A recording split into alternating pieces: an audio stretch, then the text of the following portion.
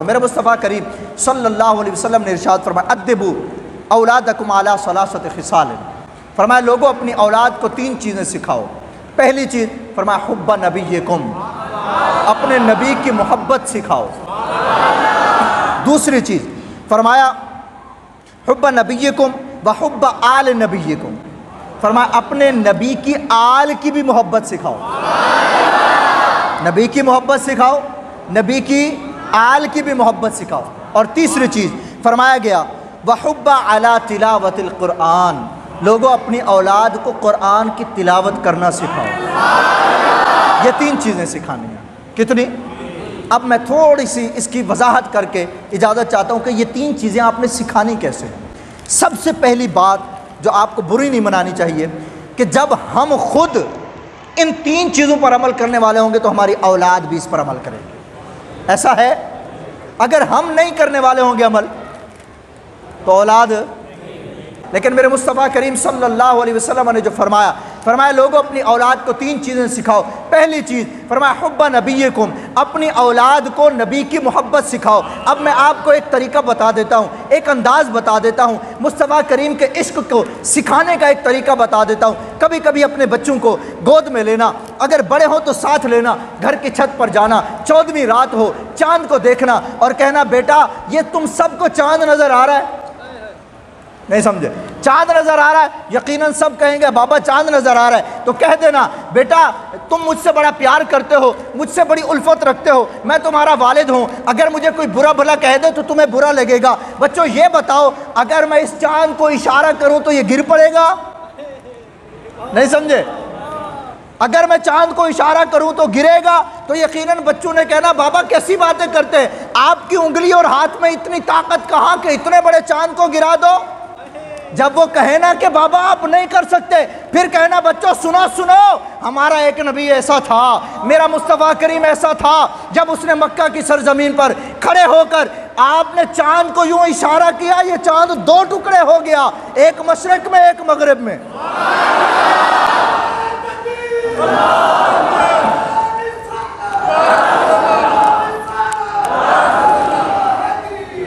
جب آپ اس انداز کے اندر اپنی اولاد کی تربیت کریں گے نا اور ان کے دلوں کے اندر عشق پیدا ہوگا، گویا کہ ان کی سوچ تو بنے گی کہ آخر اتنا بڑے رتبے والا نبی، ارے جس نے چاند کو دو ٹکڑے کر دیا، فرمایا سنو میرے بچوں، اس نے صرف ٹکڑے نہیں کیا تھا، پھر جوڑ بھی دیا تھا،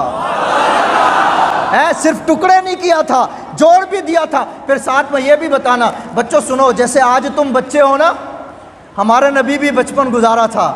ہمارے مصطفیٰ کریم جب اماں حلیمہ کے گھر میں جھولے میں سو رہے ہوتے تھے تو اماں حلیمہ کہتی ہے میرا محمد کہاں سے کھیلتا؟ فرمایا یوں انگلیاں کرتا رہتا، چاند کے ساتھ کھیلتا رہتا تھا، چاند کے ساتھ۔ جب یوں اپنے نبی کی شان اپنے بچوں کے سامنے بیان کرو گے، ان کے دل کے اندر مصطفیٰ کریم کی محبت بیٹھے گی۔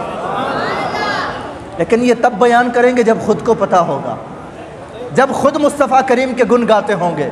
لوگوں صرف دعوے تک نہ رہو، کر کے دکھاؤ۔ اور دوسری بات، یہ میں نے رات کی بات بتائی ہے، کبھی آپ کا جی چاہے بچوں کی تربیت کرنے کا تو دن میں بھی نکلنا، دن کے اجالے میں بچوں کو لے کر ذرا چھت پہ نہیں جانا، وہیں صحن میں کھڑے ہو جانا اور کہنا بیٹا اس سورج کو تو دیکھو، اس سورج کو تو دیکھو، بابا دیکھ لیا بہت چمکتا ہے، آنکھیں چندھیا جائیں گی، آنکھوں کی روشنی جانے کا خطرہ ہے، بابا اتنا نہیں دے سکتے، ہاں بیٹا مت دیکھو۔ اچھا بچوں یہ بتاؤ اس سورج کو میں اگر ہلانا چاہوں، بچوں عصر کا وقت قریب ہے، اگر میں چاہوں کہ یہ ظہر کے وقت میں لوٹ آئے، بابا آپ نہیں کر سکتے۔ کیوں نہیں کر سکتے؟ بابا آپ کوئی نبی تھوڑی ہیں،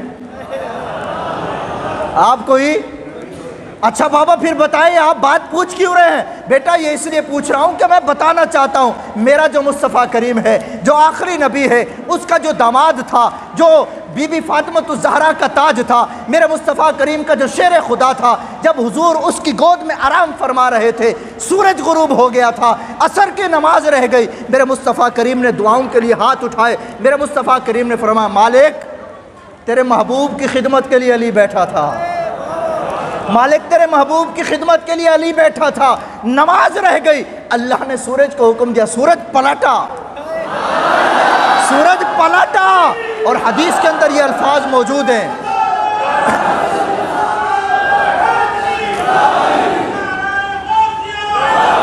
حدیث کے اندر یہ الفاظ موجود ہیں، فرمایا علی نے نماز قضا نہیں کی تھی، نماز ادا پڑھی تھی، اور ادا وہی ہوتی ہے جو وقت پر پڑھی جائے۔ اس طرح اپنے بچوں کی تربیت کیجیے، ان کو سکھائیے کہ مصطفیٰ کریم کی شان کیا ہے، مصطفیٰ کریم کا مقام کیا ہے، بتائیے کہ میرے مصطفیٰ کو اللہ نے کیسی شان۔ ہاں میرا مصطفیٰ وہ ہے۔ امام ابو الحفظ حسن رفاعی کہتے ہیں میں نے خواب کے عالم کے اندر 7,000 عرشوں کو پار کیا اور پار کر گیا۔ جب میں پار کر کے اور اوپر جانے لگا تو آواز آئی کہ اے ابو الحسن کہاں جا رہا ہے؟ تو کہا میں اس عرش کی چھاتی کو دیکھنے جا رہا ہوں جس عرش کے اوپر معراج کی رات میرے مصطفیٰ کریم کے قدم لگے تھے۔ آواز آئی ارجع لا وصول لک یا ابو الحسن، اے ابو الحسن لوٹ جا، جس عرش کی چھاتی پر مصطفیٰ کے کریم کے قدم لگے وہاں کسی کا گمان بھی نہیں جا سکتا، سوچ بھی نہیں جا سکتی۔ بتاؤ یار جس کے قدم اتنے اونچے ہوں اس کے سر کی شان کا عالم کیا ہو۔ تو فرمایا گیا اپنے محبوب کی محبت اپنی اولاد کو سکھاؤ، اس لیے کہ کل قیامت کے دن یہ محبت بھی کام آئے گی۔ جیسے میں نے بتایا اگر چھوٹا سا بچہ اپنے والدین کو تلاش کر لے گا، میرا مصطفیٰ کریم بھی اپنی محبت کرنے والوں کو تلاش کر کے جنت میں بھیج دے گا۔ حوض کوثر پر پیاس لگی ہوگی تو پہچان لے گا، ہاں یہ مجھ سے پیار کرتا تھا، یہ مجھ پر درود پڑھتا تھا، میری محبت کے نعرے لگاتا تھا، مجھے خاتم النبیین کہتا تھا، مجھے شفیع المذنبین کہتا تھا، مجھے رحمت للعالمین کہتا تھا، مجھے راحت العاشقین کہتا تھا، میرے لیے سب کچھ کرنے کے لیے تیار تھا۔ اے ابو بکر صدیق ذرا اس کو حوض کوثر تو پلا دو، اے اس کو جام کوثر تو پلا دو۔ پھر حضور میزان پر جائیں گے تو اس کے اعمال بھی تلوائیں گے۔ اور پھر فرمایا جبریل نے کہا تھا نا یا رسول اللہ کرم فرمائیے میری ایک ہی خواہش ہے، جب آپ کی امت پل صراط سے گزرے تو میں پر بچھا دوں وہ اس کے اوپر سے گزر جائے۔ اب جو حضور سے محبت کرنے والا ہوگا وہ پل صراط سے کیسے؟ فرمایا پل صراط سے وجد کرتے ہوئے گزرے گا۔ اور وجد کیا ہے؟ فرمایا جھومتے ہوئے پل صراط سے گزر۔ حالانکہ پل صراط کتنے خطرناک، فرمایا بال سے زیادہ باریک، تلوار سے زیادہ تیز ہے وہ۔ فرمایا اس پل صراط کے اوپر کانٹے ہیں بہت بڑے جس سے وہ زخمی کر دیں گے پاؤں کو اور جسم کو، جس کی وجہ سے بندہ لڑکتے ہوئے گھسٹتے ہوئے یعنی جس کے جیسے اعمال ہوں گے، لیکن وہاں میرے مصطفیٰ کریم کام آئیں گے۔ ایک بات حب نبیکم، حضور کی محبت اس انداز سے سکھانی ہے، اور حضور کی آل کی محبت جو دوسری بات تھی وحب آل نبیکم، فرمایا اپنی اولاد کو نبی کی آل کی بھی محبت سکھاؤ، لیکن نبی کی آل کی محبت کا جو طریقہ اہل سنت و جماعت کا عقائد اور نظریات اور فکر ہے اس کے مطابق سکھانی ہے۔ ایسی نہیں سکھانی کہ آپ نبی کی آل کی محبت کے اندر اس قدر مستغرق ہو جائے کہ آپ نبی کے یاروں کو بھول بیٹھیں یا نبی کی شان کو بھول بیٹھیں۔ معاذ اللہ ثم معاذ اللہ، جب آپ اہل بیت اطہار کا تذکرہ کریں گے، بی بی فاطمہ کا ذکر کریں گے یا علی المرتضیٰ کا ذکر کریں گے تو کیا اس وقت آپ ابو بکر کی شان میں گستاخی کریں گے؟ کیا حضور کی شان میں گستاخی کریں گے؟ کیا عمر کی شان میں گستاخی کریں گے؟ کیا عثمان کی شان میں گستاخی کریں گے؟ تبھی جا کر ان کا ادب ہوگا۔ فرمایا نہ، عقائد اور نظریات اہل سنت یہ ہے کہ اہل بیت کی اپنی شان ہے اور خلفاء کی اپنی شان ہے۔ تو فرمایا گیا حبا نبیکم کے بعد اگر حبا آل نبیکم منانا ہے تو اس کا طریقہ بھی ہم اہل سنت والے بتاتے ہیں۔ وہ کیا طریقہ ہے؟ فرمایا آل نبی کی محبت اس طرح سکھائے، اپنی اولاد کو اپنے ساتھ بٹھائیں، اپنی اولاد کو اپنے ساتھ بٹھائیں۔ اور میں ہر وقت یہی جملہ کہہ رہا ہوں، اولاد کو ساتھ بٹھانے کا اس کی بھی ایک وجہ ہے، کوئی بھی بات بغیر حکمت کے نہیں ہوتی۔ اس کی وجہ یہ ہے کہ جو تربیت آپ کر سکیں گے وہ آپ کے باہر والا آپ کی اولاد کی نہیں کرے گا۔ آپ لاکھوں کروڑوں خرچ کر کے بڑی بڑی یونیورسٹی اور کالجز کی فیسیں بھر کے کہیں کہ ایسی تربیت ہو جائے تو جو وہ تربیت کریں گے وہ اپنے نظریات، اپنے عقائد، اپنے فکر کے مطابق کریں گے، لیکن جو تربیت آپ اپنے گھر کے اندر کریں گے وہ اصل حقیقت والی تربیت ہوگی۔ ایسا ہے؟ آواز آپ کی کم ہو گئی ہے۔ بٹھائیں اپنی اولاد کو اپنے ساتھ، بیٹا تو مجھے سب سے پیارا ہے، بیٹی تو مجھے سب سے پیاری ہے، میں تمہارے لیے دن رات کماتا ہوں، سب کچھ کرتا ہوں، سب کچھ تمہارے اوپر قربان کرنے کے لیے تیار ہوں۔ ابا جان یہ سب کچھ کیوں کہہ رہے ہیں؟ پہلے تو کبھی نہیں کہا بیٹا تمہاری تربیت کرنا چاہتا ہوں کہ سنو میں تمہیں سب سے زیادہ پیار کرتا ہوں، لیکن سنو ایک چیز ہے جس سے زیادہ پیار نہیں کرتا۔ نہیں سمجھے؟ ابا کیسی باتیں کر رہے ہیں؟ ایک طرف کہتے بہت پیار کرتا ہوں، دوسری طرف کہتے ہو کہ ایک چیز ہے جس کی وجہ سے میں تم سے بھی پیار نہیں کروں گا۔ کہا ابا وہ کیسی؟ کہا جہاں میرے مصطفیٰ کریم کی بات آ جائے گی تم بعد میں پہلے میرا محبوب، تم بعد میں پہلے میرا محبوب۔ کہا بیٹا اس کے ساتھ ایک اور بات بھی سن لو۔ کہا ابا وہ کیسے؟ فرمایا یہ تو میں نے اپنے مصطفیٰ کی بات کی ہے، جہاں تمہاری بات آ گئی پھر میرے مصطفیٰ کی اولاد کی بات آ گئی، تم بعد میں میرے مصطفیٰ کی اولاد پہلے، میرے مصطفیٰ کی اولاد پہلے۔ فرمایا وہ کیوں؟